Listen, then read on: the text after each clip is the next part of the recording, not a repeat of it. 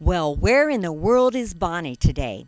Actually, I'm standing on the front lawn of the Governor's Mansion for here in Ohio. And today we are going to be the guest of Frances Strickland, the First Lady. It's going to be exciting to be in her kitchen in the Governor's Mansion. First off, we're going to make homemade peanut butter. So come on in. Let's get started.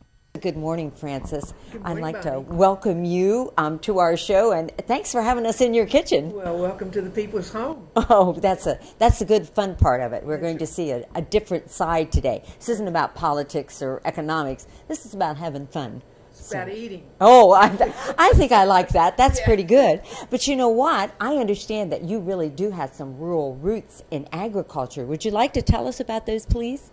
Well, my dad raised us on a farm, is a much smaller farm than what you have to have now to make it, but that was our main source of income all my growing up days.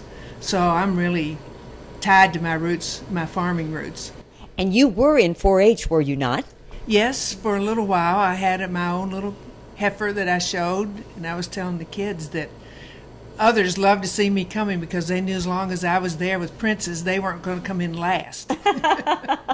Well, there's a lot to be learned from the other end and the end that gets the blue ribbons, too. And anybody who's in 4-H knows that. And I know we're fastly approaching the 4-H season at our Ohio State Fair, and that you are great advocates of the fair, and I've seen you around there often. Anything different planned for this year? Not that I know of. I know that Ted's going to be spending the night with the cows again, but beyond that, I don't know too much about it. We'll see if we can find him a cow named Princess, just for old time's sake. But because we're kind of focusing on your 4-H roots, we've brought along some extra guests here today that you have already met, and I'd like to introduce. And this is Ethan Starkey. Katie Starkey. Okay, now this is Ethan and Katie, but more than that, they are 4-H dairy members, right, kids? Yes. And what'd you do at 5 o'clock this morning?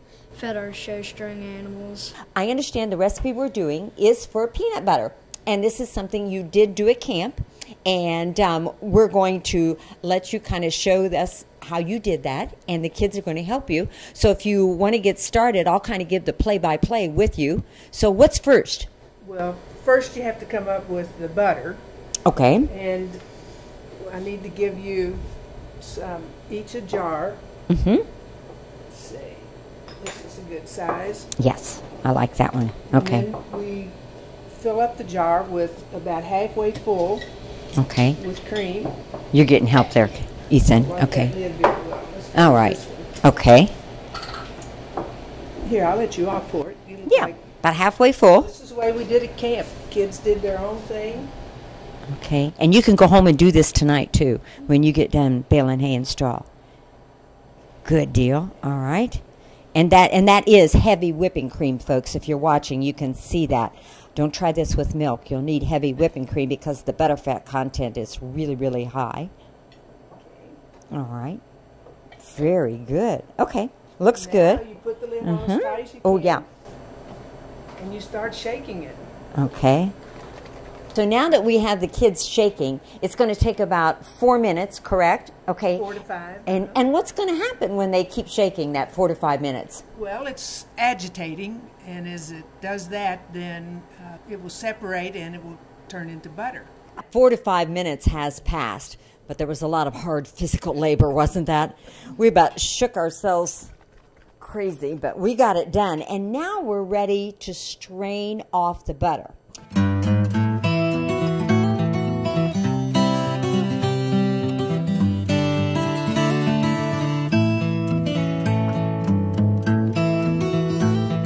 So if you'll just put those in there, yeah, we've measured out 1 1/4 cups. And then, Frances, if you'll stir that together, I think we're going to have lovely peanut butter from that. Well, as we were eating our peanut butter on our graham crackers, we knew something was missing. And, Frances, what did you suggest? I said, now we need a glass of milk. Absolutely. Wash it down with a glass of milk. You know what, kids? You never know where life is going to take you. And today it has been our decided pleasure to be here in the kitchen with the First Lady. Thank you so much. And here's a toast to milk. Cheers.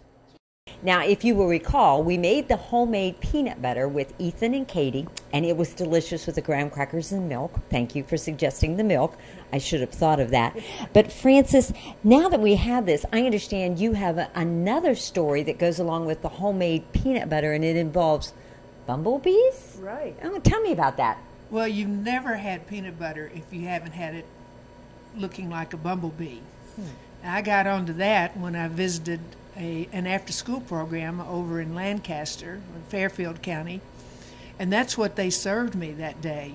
So you haven't lived until you've eaten one of those bumblebees. And we have with us Angie. And Angie, why don't you introduce yourself and the kids who are with you today and your position and how you got on to bumblebees. All right. Well, thanks. I'm Angie Marinese Young. I am from the West After School Center in Lancaster, as Frances said, in Fairfield County.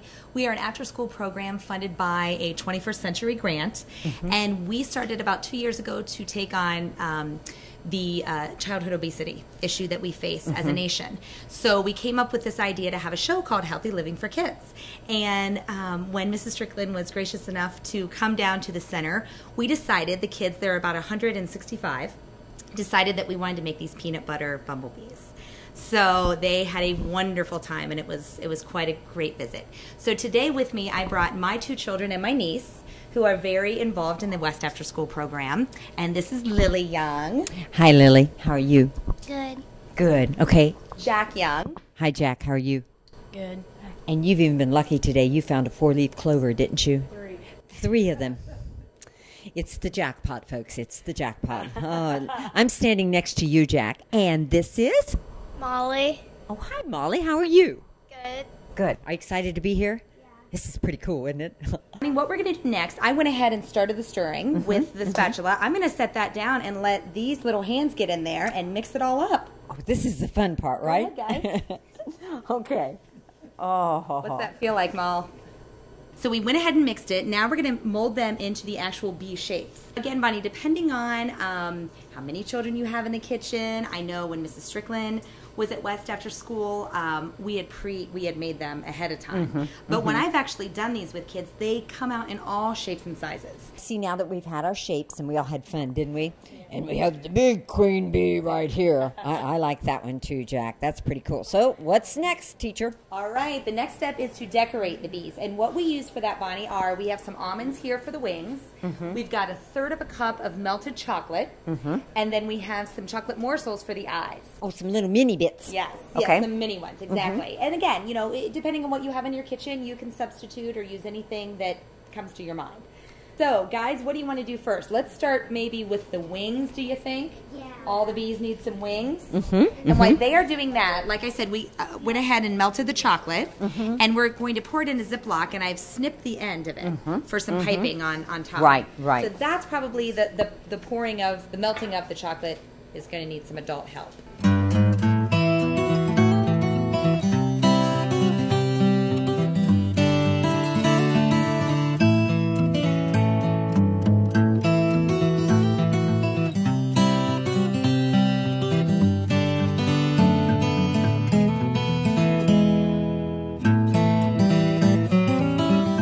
While the kids are finishing their decorating and having fun with the creative end of it, and I know they got really excited, they wanted to dive into that, we can remind the people watching that once you start to shape the bumblebees, you could refrigerate on them and they'd be more easy to manage, correct? Absolutely, Okay. absolutely. Yeah, once the dough is formed, then you can go ahead and stick it in the refrigerator for about 2 hours. Kids need to have great summertime activities like this. Where could people get information on that? I would love to give out some information. We have a website at www.westafterschoolcenter.org. Well, folks, there you've had it. We've had a wide range of guests today on the show, from little to bigger to taller. We've been in the Governor's Mansion, and we've been hosted by the lovely Frances Strickland, who's been so kind and generous, and I guess we just can't thank you enough for allowing us the premises. Well, I've thoroughly enjoyed having you, and I see now you've gotten a new breakfast food with your bumblebees. Bumblebees, new for breakfast. Instead of honey, it will now be my breakfast Right. food. But you know what? I've watched you in the background. You're smiling, you're delighted, you're interested. There are a lot of people out there that will never have the opportunity to meet you. But folks, Whether it's in my kitchen or the First Lady's kitchens, she has taught me once again the two best ingredients in any recipe: caring and sharing. Down the Road is brought to you in part by Prince Agra, makers of Omnigen AF, advancing animal nutrition for healthy animals, and Woodruff Enterprise of Springfield, Ohio.